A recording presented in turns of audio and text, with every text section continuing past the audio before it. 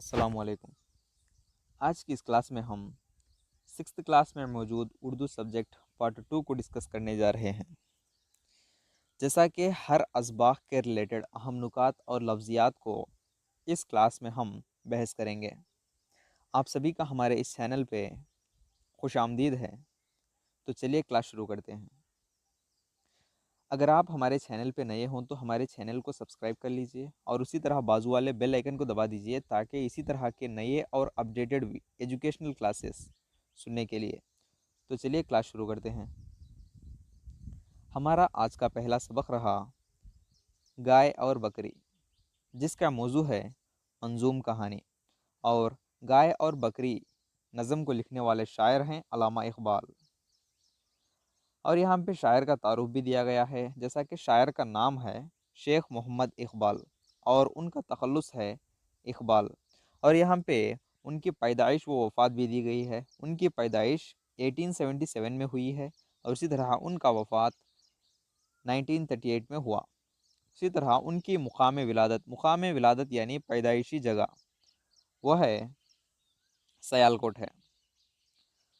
تو اسی طرح ان کے بارے میں اور مزید بتایا گیا ہے کہ خطاب یعنی انگریزی حکومت نے سر کا خطاب شیخ محمد اقبال کو سر کے خطاب سے نوازا گیا۔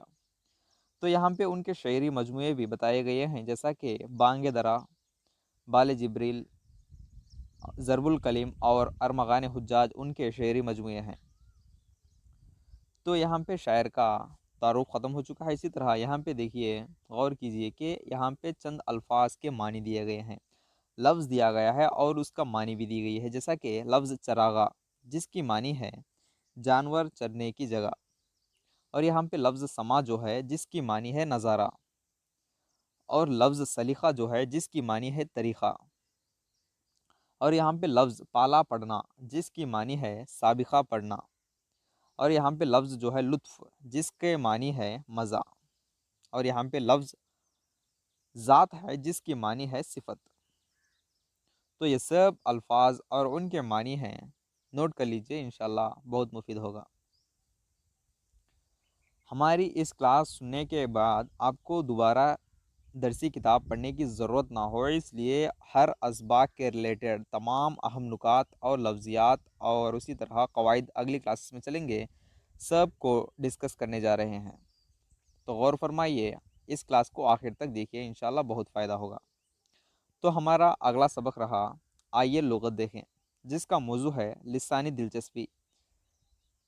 یہاں پہ 2 سوالات دیے گئے ہیں، لغت کسے کہتے ہیں؟ لغت زبان کو کہتے ہیں، اور اسی طرح لغت کو انگریزی میں کیا کہتے ہیں؟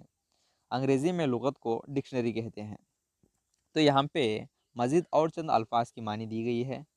دیکھیے، اختراع جو لفظ ہے جس کی معنی ہے نئی بات نکالنا یعنی ایجاد کرنا، اختراع کی معنی ہے۔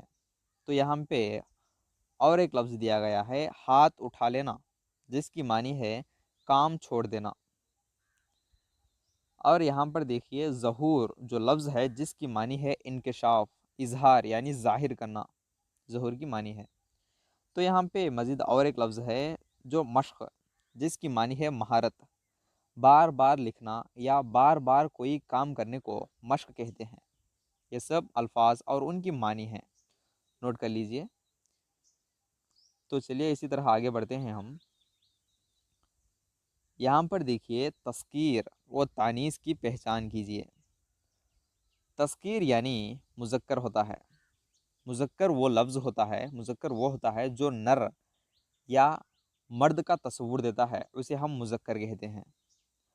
اور تانیث، تانیث یعنی مؤنث، مؤنث وہ ہوتا ہے جو مادہ یا عورت کا تصور دیتا ہے، اس لفظ کو ہم مؤنث کہتے ہیں۔ یہاں پہ چند الفاظ دیے گئے ہیں، ان کی تذکیر و تانیث پہچان کرنے کے لیے کہا گیا ہے۔ یہاں پر دیکھیے لفظ بقا جو ہے وہ ہے مؤنث ہے، اور بہشت جو لفظ ہے وہ مذکر اور مؤنث دونوں بھی ہے۔ تو اور یہاں پہ محراب جو لفظ ہے وہ مؤنث ہے، اور کیچڑ جو لفظ ہے وہ مؤنث ہے۔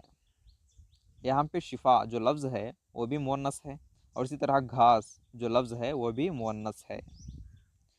تو یاد رکھیے اور نوٹ کر لیجئے ان تمام الفاظ کو، انشاءاللہ بہت مفید ہوگا۔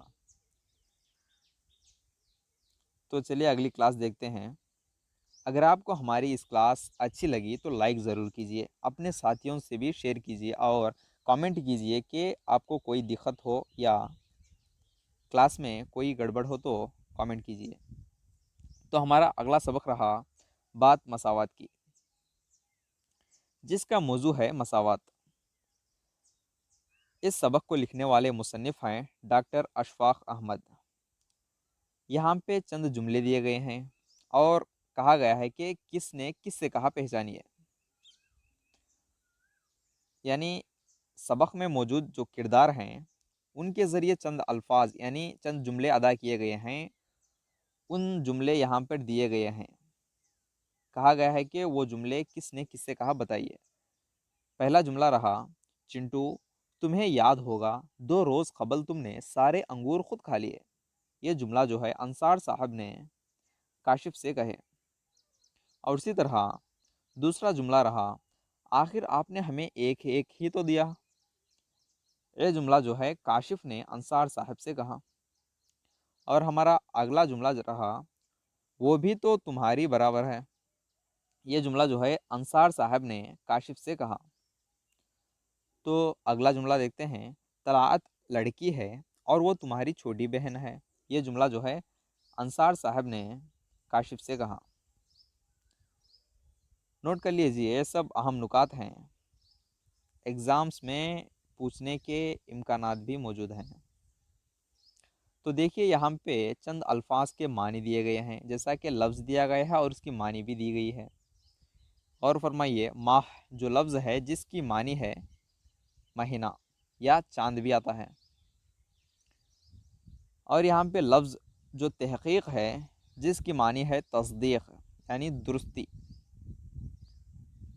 اور یہاں پہ سوغات جو لفظ ہے جس کی معنی ہے تحفہ یا ہدیہ۔ یہاں پہ عوام جو لفظ ہے جس کی معنی ہے لوگ، پبلک، جس کو ہم عوام کہتے ہیں۔ اور اسی طرح یہاں پہ مزید اور ایک لفظ ہے جو قلب، قلب کی معنی ہے دل، جگر۔ تو یہاں پہ غور فرمائیے، یہاں پہ چند متضاد الفاظ دیے گئے ہیں۔ متضاد الفاظ وہ ہوتے ہیں جو معنی اعتبار سے ایک دوسرے کے مخالف ہوتے ہیں۔ تو دیکھیے یہاں پہ لفظ اور اس کی ضد دی گئی ہے۔ دقت جو لفظ ہے اس کا ضد ہے آسانی۔ اور اسی طرح حق جو لفظ ہے جس کا ضد ہے ناحق۔ مسکراہٹ جو لفظ ہے جس کا ضد ہے رنجیدگی۔ اور اسی طرح لفظ سرگوشی جو لفظ ہے جس کا ضد ہے خاموشی۔ اور مفلسی جو لفظ ہے جس کا ضد ہے امیری۔ اور یہاں پہ مزید اور ایک لفظ ہے جو شہرت جس کا ضد ہے گمنامی۔ یہ سب متضاد الفاظ ہیں، نوٹ کر لیجئے اور یاد بھی کر لیجئے، انشاءاللہ بہت مفید ہوگا۔ تو چلیے آگے بڑھتے ہیں۔ اسی طرح یہاں پہ چند کہاوتیں دیے گئے ہیں جن کو موضوع الفاظ سے یعنی درست الفاظ سے مکمل کرنے کے لیے کہا گیا ہے۔ امتحانات میں ایسے کہاوتیں بھی پوچھے جاتے ہیں اور 4 آپشنز دیے جاتے ہیں جن سے ہم موضوع الفاظ سے ان کہاوتوں کو پر کرنا ہے۔ تو یہاں پہ دیکھتے ہیں ہم پہلی کہاوت، پہلا جملہ جو ہے، گھر کی مرغی ڈیش برابر ہے۔ اس ڈیش میں ہم موضوع الفاظ کو چننا ہے، ترکاری یا دال یا چاول۔ ان تینوں میں صحیح جواب ہے دال۔ گھر کی مرغی دال برابر ہے۔ اور اسی طرح اگلا کہاوت ہے، ناچ نہ جانے ڈیش ٹیڑھا۔ یہ کہاوت جو ہے، ناچ نہ جانے آنگن ٹیڑھا۔ اور اسی طرح اگلا جملہ ہے، آسمان سے گرا ڈیش میں اٹکا۔ یعنی اس ڈیش میں ناریل، کھجور، انگور، ان تینوں الفاظ میں موزوں لفظ جو ہے وہ کھجور ہے۔ آسمان سے گرا، کھجور میں اٹکا۔ اور اسی طرح سر منڈاتے ہی اولے پڑے۔ یعنی اس ڈیش میں اولے آتے ہیں، سر منڈاتے ہی اولے پڑے۔ یہ کہاوتیں جو ہے دیکھنے میں عجیب لگتے ہیں، جو ان کی مزاجی معنی لی گئی ہے ان کی اصل حقیقت معنی الگ ہے۔ ہم یہ سب انشاءاللہ گرامر میں ڈسکس کریں گے اگلے قواعد کی کلاسوں میں۔ تو چلیے اگلی کہاوت جو ہے، بلی کی بھاگوں ڈیش ٹوٹا، جو ہے گھڑا، چھیکا یا پھل، اس کا موزوں لفظ ہے چھیکا۔ بلی کی بھاگوں چھیکا ٹوٹا۔ تو چلیے یہاں تک کہ کہاوتیں ختم ہو چکے ہیں، تو اگلا سبق دیکھتے ہیں ہم، اسی طرح آگے بڑھتے ہیں۔ ہمارا اگلا سبق ہے ننھی چیزیں، جس کا موضوع ہے احساسات، اور اس کو لکھنے والے شاعر ہیں علامہ علقمہ شبلی۔ یہاں پہ شاعر کا تعارف بھی دیا گیا ہے۔ شاعر کا نام ہے علامہ علقمہ شبلی، اور ان کا تخلص ہے شبلی، اور یہاں پہ تاریخ ولادت دی گئی ہے۔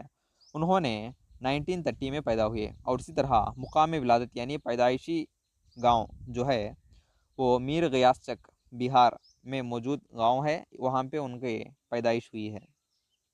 کس کی؟ علامہ علقمہ شبلی کی۔ تو چلیے اسی طرح آگے بڑھتے ہیں۔ یہاں پہ ان کے بارے میں اور مزید دیا گیا ہے، جیسا کہ مجموعہ کلام، جو شاعر علامہ علقمہ شبلی ہیں ان کے مجموعہ کلام جو ہیں تارے زمین کے، پھول عالم کے وغیرہ ہوں گے، یہ مشہور ہیں۔ تو دیکھیے یہاں پہ چند الفاظ کے معنی دیے گئے ہیں، جیسا کہ لفظ اور اس کی معنی۔ لفظ راہ جو ہے، جس کی معنی ہے راستہ، اور یہاں پہ لفظ چھٹکی جو ہے اس کی معنی ہے کھلی یعنی کھلنا۔ جیسا کہ سورج کی کرن چٹکی یعنی سورج کی کرن کا کھلنا، یعنی صبح کے وقت سورج جب نکلتا ہے اس وقت اس کی کرن آہستہ جو نکلتی ہے اس کو چٹکنا کہتے ہیں، اسی کو کھلنا کہتے ہیں۔ لفظ ہے، اس کی معنی ہے۔ اور یہاں پہ لفظ دیا جو ہے، جس کی معنی ہے چراغ، اور اسی طرح یہاں پہ لفظ اور ایک ہے دہقان، دہقان یعنی جس کا معنی ہے کاشتکار یا کسان۔ یہ سب الفاظ اور ان کے معنی ہیں۔ تو چلیے اسی طرح آگے بڑھتے ہیں ہم۔ ہمارا اگلا سبق ہے رباعیات۔ یہاں پر دیکھیے جس کا موضوع ہے جمالیاتی ذوق، اور اس کو لکھنے والے شاعر ہیں امجد حیدر آبادی۔ یہاں پہ اس رباعیات کے ریلیٹڈ چند اہم نکات دیے گئے ہیں، غور فرمائیے۔ عربی میں ربا کی معنی ڈیش ہے۔ عربی میں ربا کی معنی چار ہے، چار کو ہم عربی میں ربا کہتے ہیں۔ اور اسی طرح چار مصروں پر مشتمل نظم کو کیا کہتے ہیں؟ چار مصروں پر مشتمل نظم کو رباعی کہتے ہیں۔ اور اسی طرح رباعی کا پہلا، دوسرا اور چوتھا مصرع جو ہے ہم خافیہ اور ہم ردیف ہوتا ہے۔ یہ اہم پوائنٹ ہے۔ رباعی کا پہلا، دوسرا اور چوتھا مصرع ہم خافیہ اور ہم ردیف ہوتا ہے، جبکہ تیسرا مصرع جو ہے خافیہ اور ردیف کا پابند نہیں ہوتا۔ یہ سب اس اسباق کے ریلیٹڈ اہم نکات ہیں۔ تو چلیے آگے بڑھتے ہیں۔ اسی طرح یہاں پہ شاعر جو ہے امجد حیدر آبادی ہیں، امجد حیدر آبادی ہیں، ان کا تعارف بھی دیا گیا ہے۔ یہاں پر دیکھیے، غور فرمائیے، شاعر کا تعارف جو ہے، شاعر کا نام، اصل نام جو ہے سید احمد حسین امجد ہے۔ شاعر کا نام جو ہے سید احمد حسین امجد ہے، ان کا تخلص ہے امجد۔ اور یہاں پہ پیدائش و وفات بھی دی گئی ہے، جیسا کہ امجد حیدر آبادی نے 1888 میں پیدا ہوئے، اور اسی طرح 1961 میں ان کی وفات ہوئی ہے۔ اور اسی طرح یہاں پہ مقام ولادت بھی دیا گیا ہے، جیسا کہ امجد حیدر آبادی نے حیدرآباد میں پیدا ہوئے۔ اور یہاں پہ ان کے مجموعہ کلام یعنی چند مجموعہ کلام دیے گئے ہیں: ریاض امجد، خرخ امجد، رباعیات امجد، کلیات امجد۔ یہ سب ان کے مجموعہ کلام ہیں۔ اور اسی طرح لقب یعنی القاب، امجد حیدر آبادی کے القاب جو ہیں حکیم الشعراء اور صوفی سرمد، ان ناموں سے بھی ان کو جانا جاتا ہے۔ یہ دونوں ان کے القاب ہیں۔ تو چلیے اسی طرح آگے بڑھتے ہیں ہم۔ یہاں پہ کہاوتیں دی گئی ہیں۔ ہمارا پہلا جملہ جو ہے گیا وقت پھر ہاتھ آتا نہیں، اور اسی طرح دوسری کہاوت ہے ڈیش ہزار نعمت ہے، یعنی تندرستی ہزار نعمت ہے۔ اسی طرح سانپ مرے نا ڈیش ٹوٹے، ڈیش میں جو ہے لاٹھی ہے، سانپ مرے نا لاٹھی ٹوٹے۔ اور اسی طرح اگلا جملہ جو ہے، نادان دوست سے ڈیش دشمن بہتر ہے، ڈیش میں جو ہے دانا آتا ہے، نادان دوست سے دانا دشمن بہتر ہے۔ اور اسی طرح علم بڑی ڈیش ہے، علم بڑی دولت ہے۔ تو چلیے اسی طرح آگے بڑھتے ہیں ہم۔ یہاں پہ چند ہم معنی الفاظ دیے گئے ہیں۔ ہم معنی یعنی مساوی معنی رکھنا، یکساں یعنی ایک ہی معنی جو ہے، لفظ الگ ہوتے ہیں مگر معنی ایک ہی ہوتی ہے، ان کو ہم معنی الفاظ کہتے ہیں۔ جیسا کہ لفظ رات جو ہے جس کی معنی ہے شب، اور نسیم السحر جو لفظ ہے جس کی معنی ہے تازی ہوا، آب لفظ جو ہے جس کی معنی ہے پانی، دختر جو لفظ ہے جس کی معنی ہے پیٹی، لفظ بیدار جو ہے جس کی معنی ہے جاگنا، اور یہاں پہ صحت مند جو لفظ ہے جس کی معنی ہے تندرست، یہاں پہ چوکنا جو لفظ ہے جس کی معنی ہے ہوشیار۔ یہ سب ہم معنی الفاظ ہیں، نوٹ کر لیجئے، انشاءاللہ بہت مفید ہوگا۔ تو چلیے آگے بڑھتے ہیں۔ اسی طرح ہمارا اگلا سبق ہے جو دیکھ کر بھی نہیں دیکھتے، جس کا موضوع ہے معذورین کی خود اعتمادی۔ اس کو لکھنے والے مصنف جو ہیں ہیلن کیلر ہیں۔ یہاں پہ یعنی سبق کے ریلیٹڈ چند اہم نکات دیے گئے ہیں، غور فرمائیے۔ ہیلن کیلر کی پیدائش 1880 کو امریکہ میں ہوئی، اور اسی طرح ہیلن کیلر کی معلمہ سلیون تھی۔ ہیلن کیلر کی معذوریت یعنی ان کے معذوریات جو ہیں اندھی، بہری اور گونگی تھی۔ ہیلن کیلر نے اندھی، بہری اور گونگی تھی۔ اور اسی طرح 1904 میں ہیلن کیلر نے BA کی تکمیل کی اور بریل رسم الخط میں میری آپ بیتی کے نام سے ایک کتاب تحریر کی۔ یہ سب اس سبق کے ریلیٹڈ اہم نکات ہیں۔ اور یہاں پر دیکھیے چند جملے دیے گئے ہیں، یہاں پہ دیے گئے الفاظ کے معنی ان جملوں میں تلاش کرنی ہے۔ تو دیکھیے لمس جو لفظ ہے جس کی معنی ہے کسی بھی چیز کو چھو کر پہچان لینے کو لمس کہتے ہیں۔ اور یہاں پہ لفظ حقیر جو ہے جس کی معنی ہے ادنا، اور اسی طرح قوس قزح یعنی جس کی معنی ہے دھنک، اور مراعات جو لفظ ہے جس کی معنی ہے رعایتیں، اور اسی طرح رسم الخط جو لفظ ہے جس کی معنی ہے طرز تحریر یعنی تحریر کرنے کا طریقہ۔ تو چلیے آگے بڑھتے ہیں۔ اسی طرح ہمارا اگلا سبق ہے غزل، جس کا موضوع ہے جمالیاتی ذوق، اور اس کو لکھنے والے شاعر ہیں مرزا اسد اللہ خان غالب۔ اور یہاں پہ چند اہم نکات دیے گئے ہیں، غور فرمائیے۔ غزل کی لغوی معنی عورتوں سے باتیں کرنا ہے، غزل کی لغوی معنی عورتوں سے باتیں کرنا ہے۔ اور اسی طرح غزل کا پہلا شعر مطلع کہلاتا ہے، اور غزل کا آخری شعر جس میں شاعر کا تخلص ہو مقطع کہلاتا ہے۔ اور غزل کے مطلع کے دونوں مصروں میں اور ہر شعر کے دوسرے مصرے میں قافیہ اور ردیف کی پابندی کی جاتی ہے۔ سمجھیے اس بات کو، غزل کے مطلع میں یعنی پہلے شعر میں دونوں مصروں میں بھی قافیہ اور ردیف کی پابندی کی ہوتی ہے، اور اسی طرح بقیہ جو اشعار ہیں غزل کے ان میں دوسرے مصرے میں قافیہ اور ردیف کی پابندی ہوتی ہے۔ تو چلیے آگے بڑھتے ہیں۔ اسی طرح مزید اور چند اہم نکات دیے گئے ہیں یہاں پہ، غور فرمائیے۔ غزل کا ہر شعر سمندر کو کوزے میں بھرنے کے مترادف ہوتا ہے، اور اسی طرح غزل میں کم از کم 5 یا زیادہ سے زیادہ 21 اشعار ہوتے ہیں، اور غزل کا ہر شعر معنی و مفہوم کے اعتبار سے مکمل ہوتا ہے، اور ہر شعر منفرد معنی لیے ہوتا ہے۔ یعنی غزل میں موجود اشعار جو ہیں انڈیپینڈنٹ ہوتے ہیں، یعنی ہر شعر اپنا الگ معنی و مفہوم رکھتا ہے، منفرد معنی رکھتا ہے، یعنی ایک ہی شعر میں مکمل معنی ادا ہوتی ہے، جس کو ہم غزل کہتے ہیں۔ تو چلیے دیکھتے ہیں۔ اسی طرح یہاں پہ شاعر کا تعارف دیا گیا ہے، नाम जो शायर का नाम जो है असदुल्ला खान, जिनका तखल्लुस है गालिब या असद, दोनों तखल्लुसों से जाने जाते हैं इनको। मशहूर गालिब है और इसी तरह असद भी उनका तखल्लुस था पहले।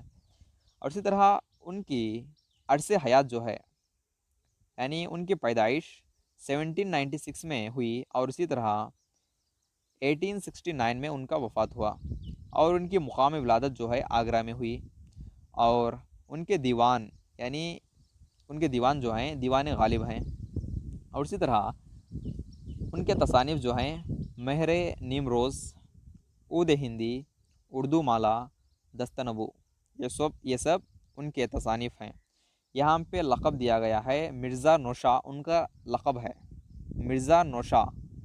असदुल्ला खान यानी मिर्ज़ा असदुल्ला खान गालिब का लक़ब है, इस नाम से भी उनको जाना जाता है। और यहाँ पे किताबात जो हैं नज़्मुद्दौला, दबीरुल मुल्क, मुल्कुश शोरा, ये सब मिर्ज़ा असदुल्ला खान गालिब के किताबात हैं। तो चलिए देखते हैं और मज़ीद यहाँ पे चंद अल्फाज के मानी दिए गए हैं। जैसा कि लफ्ज़ मुईन, जिसकी मानी है मुकर्ररा। और यहाँ पे दूसरा लफ्ज़ जो है सूरत निकलना, यानी मौका या रास्ता निकलना, मौका निकलना, मौका बन आना, जिसको सूरत निकलना कहते हैं, यानी जुमलों में इस्तेमाल किया जाता है इसको। इसी तरह लफ्ज़ ख़बर जो है, जिसकी मानी है इतला, यानी मालूमात को ख़बर कहते हैं, इंफॉर्मेशन जो है ख़बर कहते हैं। इसी तरह लफ्ज़ मुँह जो है चेहरा, जिसकी मानी। और बात में बात बनाना, यानी सुर में सुर मिलाना। और इसी तरह मजाक जो लफ्ज़ है, जिसकी मानी है बदनाम, यानी बेइज्जत करना, मजाक उड़ाना, किसी का बदनाम करना, बेइज्जत करना। और तो यहाँ तक के लिए इस क्लास ख़त्म हो चुकी है। इंशाल्लाह अगली क्लास में मिलेंगे। अगर आपको इस क्लास अच्छी लगी हो तो लाइक ज़रूर कीजिए, कमेंट कीजिए और शेयर भी कीजिए अपने साथियों से। तो अगले क्लास में मिलेंगे इंशाल्लाह। तो आप सभी से दुआओं की दरख्वास्त है।